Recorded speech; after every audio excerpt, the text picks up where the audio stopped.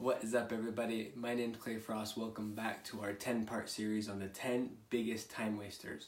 Today we are here with time waster number 7, and that is making the same mistake twice.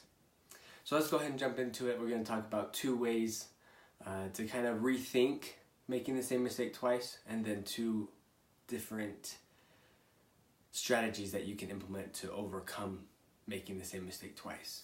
So first and foremost is the faster you learn, the faster you can actually move on to bigger, better things.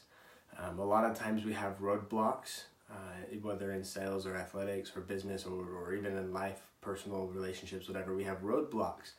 And if we're not able to get around those roadblocks, we're not really able to progress to bigger, better things. So really, the faster you learn, not making that same mistake twice, the faster you can get past these roadblocks.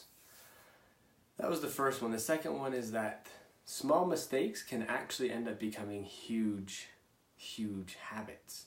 And so kind of like what I was saying before, we might make a small mistake, but if we make that mistake time and time again, it can become a huge barrier for us, and then we have to fix the hardwiring of our brains, the habits, so that we can progress, and that makes it even more difficult.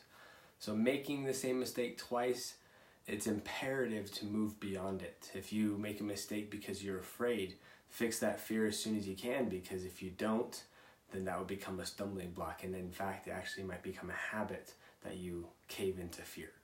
So fix those mistakes as fast as humanly possible. Then the 2 strategies that you can implement is, number 1 is imagery. I love helping athletes and all the individuals that I work with learn how imagery works and to implement it. And so, to be brief, imagery is the creation or recreation of an event in the mind. So recreate an event in the mind from the past. What we're going to do is we're going to take a situation where we might have failed or made a mistake and recreate it. Make it so that you actually succeeded. Say the different words, do the different technique, try a little harder, whatever was your stumbling block that made you fail, do it differently in your own imagery.